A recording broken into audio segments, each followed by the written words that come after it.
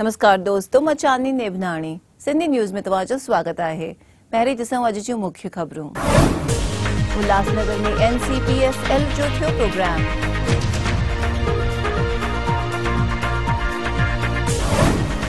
गांधीधाम में सरकारी मुलाज़िमनि जो थियो पोस्टल मतदान। 26/11 जे शहीदनि खे ॾिनी वई श्रद्धांजलि।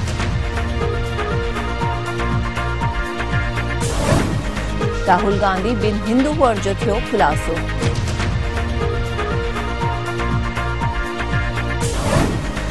उल्हासनगर में भाजपा संगठन जी थी रचना।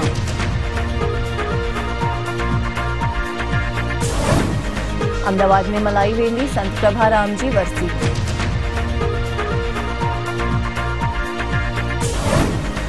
सिंध में थी जिम शागिर्दनि जी competition. National council for promotion of Sindhi language NCPSL द्वारा उल्हासनगर में एक प्रोग्राम रखियो वियो हुओ।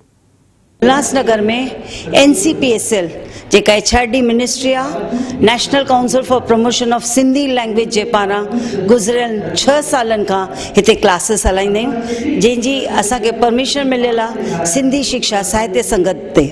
असांजा हर साल 400-500 ॿार वेंदा आहिनि, जेके जुदा जुदा कोर्सनि में पंहिंजा पेपर ॾींदा आहिनि। पर हिन भेरे जेके असांजा ॿार वेही रहिया आहिनि उहे 1400 ॿार आहिनि, जेके सर्टिफिकेट कोर्स, डिप्लोमा कोर्स ऐं एडवांस डिप्लोमा कोर्स जा पेपर ॾींदा।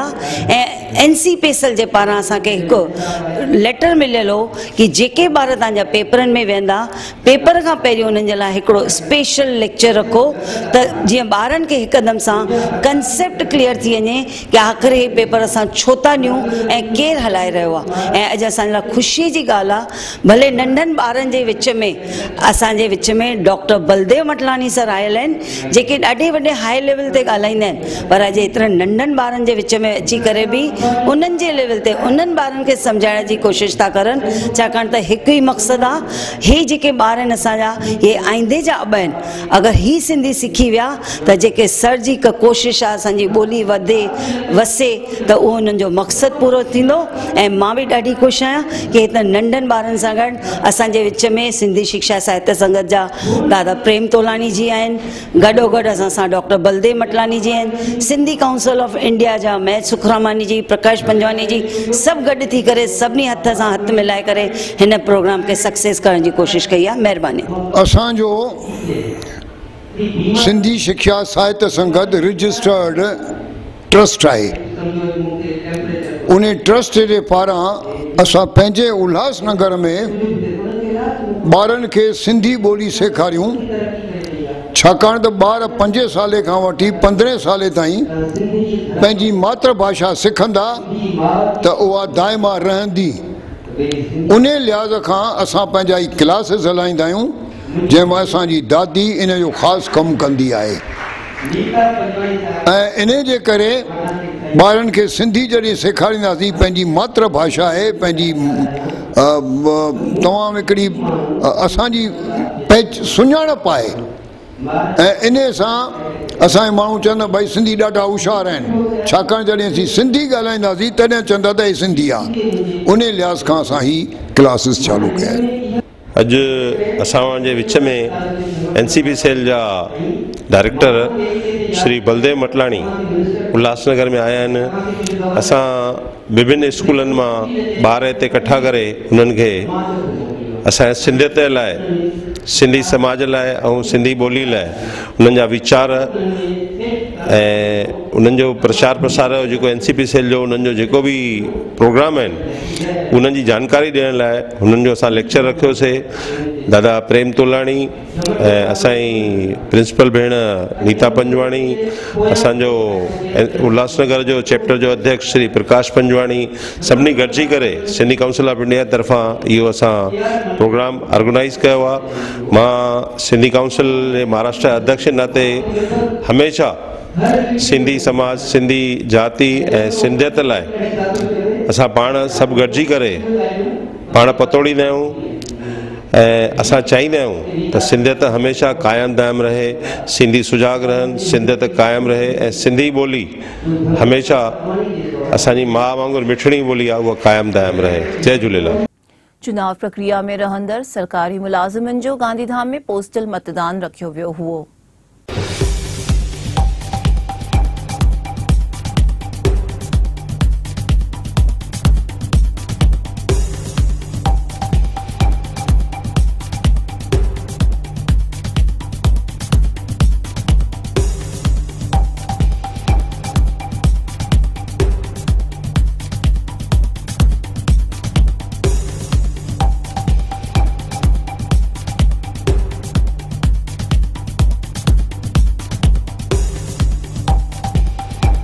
देश जो को भी नागरिक पंहिंजो वोट ॾियण खां बाक़ी न रहे, हुन जे लाइ गुजरात असेंबली इलेक्शन में कम में रहंदड़ सरकारी मुलाज़िमनि जे पोस्टल मतदान जी व्यवस्था रखी वई, जंहिंमें अॼु गांधीधाम में सरकारी मुलाज़िमनि पोस्टल वोट ॾेई करे पंहिंजे मतदाता अधिकार जो उपयोग कयो हुओ।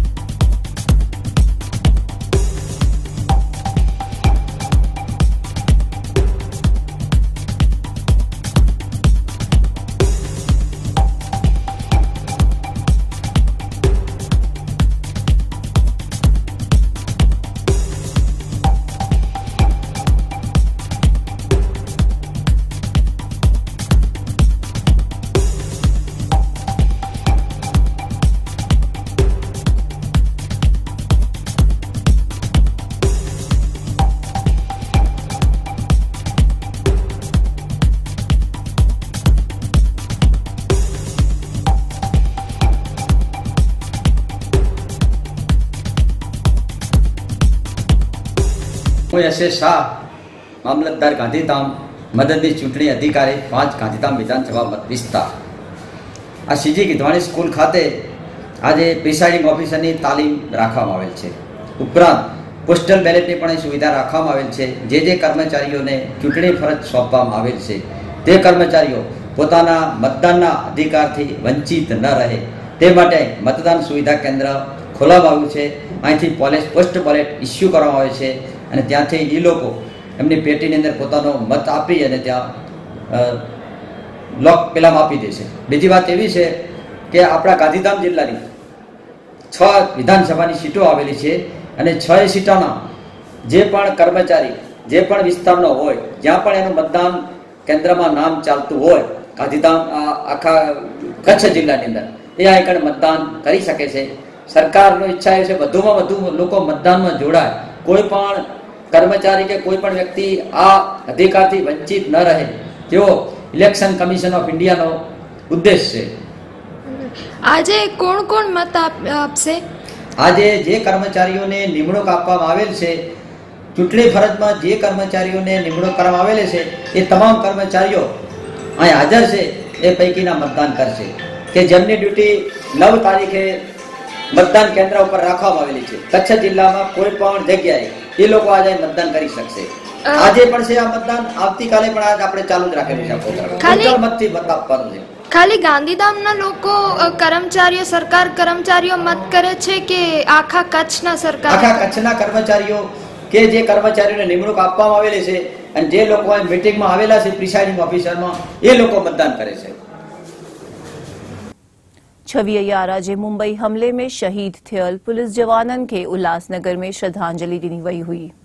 हम उल्लासनगर के सभी संपादक मंडल के यहाँ पर बहुजन संपादक संघ की ओर से यहाँ पर 26/11 का 2008 में जो आतंकवादी हमला हुआ था मुंबई के ऊपर, और वहाँ पर जो हमारे कुछ जवान शहीद हो गए थे, उनके लिए हमने यह कार्यक्रम का आयोजन किया है। यह कार्यक्रम पिछले 4 सालों से लगातार होते आ रहा है और यह कार्यक्रम हम हर साल आगे बढ़ते रहने वाले हैं। इस कार्यक्रम में हमको सहयोगी माजी शहर अध्यक्ष एवं नगर सेवक महेश सुब्रमण्य साहब, शहर अध्यक्ष कुमार आलिन साहब और सेंट्रल पॉलिटिशियन के दाभाडे साहब ने आकर सहयोग देकर हमारा हौसला बढ़ाया है और सभी संपादकों ने यहाँ पर उपस्थित देकर इस कार्यक्रम को सफल बनाने का प्रयास किया है।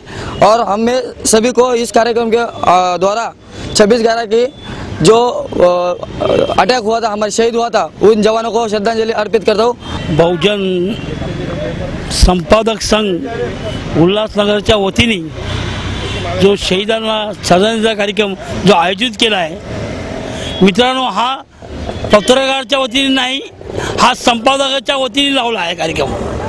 हा सगळे संपादक आहेत, म्हणजे छोटे असो मोठे असो कोणत्याही पेपरचे असो, हा संपादकाच्या वतीने हा जो कार्यक्रम आयोजित केला आहे आणि जे आलेले जे बांधव आमचे यांच्या वतीने हा श्रद्धांजलीचा कार्यक्रम आयोजित केला आणि ह्या कार्यक्रमाला जे उपस्थित होते शहराचे माजी आमदार कुमार आयलानीजी, शहराचे माजी बीजेपीचे अध्यक्ष महेश सुब्रमण्यजी, तसे नगरसेवक आणि सेंट्रल पॉलिटिशियनचे दाभाडे सर, हे जे येऊन जो आमचा उत्साह वाढवला म्हणून उल्हासनगरच्या संपादकाच्या वतीने ज्या ज्या ठिकाणी जो अन्याय होतो आणि त्या अन्यायाला वाचा फोडण्यासाठी पोलीस डिपार्टमेंट जे जीवाची पर्वा न करता अशा ठिकाणी उपस्थित असतात आणि त्यांच्या कार्यक्रमाला या देशाला 26 नोव्हेंबरला जो काळ लोटला होता आणि आपली जीवाची पर्वा नाही केली, जे शहीद झाले, म्हणून उल्हासनगरमध्ये जेवढे अधिकारी आहेत, एक खेदाची गोष्ट आहे की आम्ही त्यांच्याजवळ जाऊन सोमनाथ दर्शन जे रजिस्टर में थियल नोंदता राहुल गांधी बिन हिंदू वर्ण जो खुलासो थियो आहे।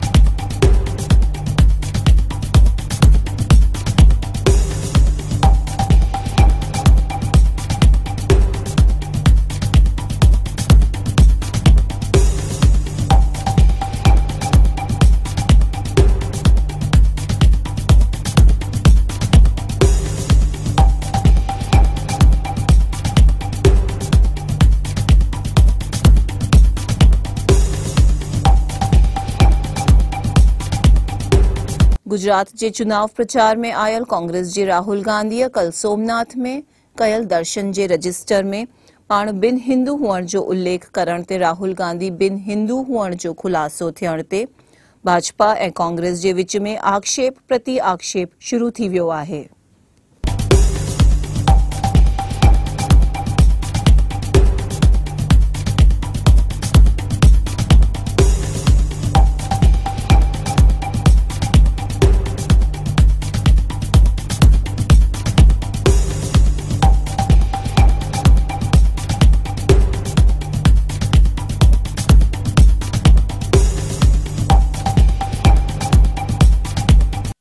अनिवार्य हिस्सा है। दुर्भाग्य से भारतीय जनता पार्टी के साथियों ने आज एक ऐसी षड्यंत्र भरी साजिश और अनावश्यक बात की व्याख्या की जो अपने आप में प्रजातंत्र और गुजरात प्रदेश की अस्मिता के लिए अशोभनीय है। श्री राहुल गांधी अगर दर्शन करने के लिए 18 किलोमीटर चल उत्तराखंड में मंदिर के पाट खुलने से पहले जाएं तो भारतीय जनता पार्टी को ऐतराज है। कांग्रेस उपाध्यक्ष श्री राहुल गांधी अगर द्वारकाधीश का आशीर्वाद लेने जाएं तो भी शायद भारतीय जनता पार्टी को ऐतराज है। और जैसा उन्होंने स्वयं गुजरात की धरती पर कहा इतनी छूट है कि इस प्रकार का भ्रम उसके एजुकेशन को लेकर, उनके वेकेशंस को लेकर और आज उनके धर्म को लेकर, क्योंकि इलेक्शन कमीशन में भी आपको लिखना पड़ता है आपका धर्म, तो स्वाभाविक रूप से एक प्रश्न जन्म होता है और राहुल जी को इसका उत्तर स्वयं देना चाहिए। जहां तक भारतीय जनता पार्टी का सवाल है, हम सबका सम्मान करते हैं, सभी धर्मों का। हमारे लिए धर्म आस्था का विषय है, मगर आज कहीं न कहीं ये मालूम पड़ रहा है और ये दिख रहा है कि जहां तक कांग्रेस पार्टी है, जहां तक गांधी परिवार है और जहां तक राहुल गांधी है, उनके लिए धर्म सुविधा का विषय है। हमारे लिए धर्म आस्था का विषय, उनके लिए धर्म सुविधा का विषय। देखिए, मंदिर जाना गलत नहीं है।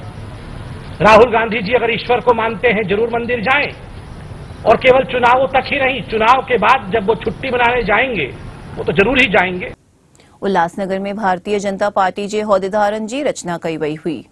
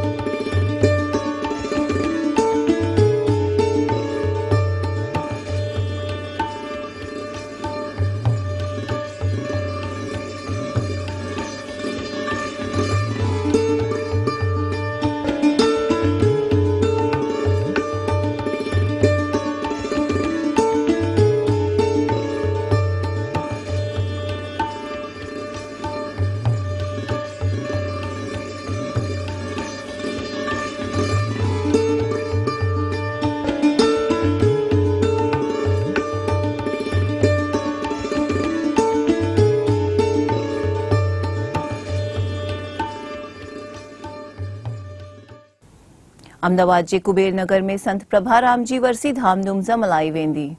कुबेर नगर रेलवे क्रॉसिंग पासे आयल संत प्रभाराम सोसाइटी में 4 दिसंबर का 6 दिसंबर ताईं पीर गोजचा संत प्रभाराम जी वरसी मल्हाई वेंदी, जंहिंमें अखंड पाठ साहिब ऐं प्रेम प्रकाश आश्रम जे साईं मोनूराम जो सत्संग रखियो वियो आहे। सिंध जे शिकारपुर में जिम जे शागिर्दनि जी कॉम्पिटिशन में केतिरनि ही बहिरो वरितो हुओ।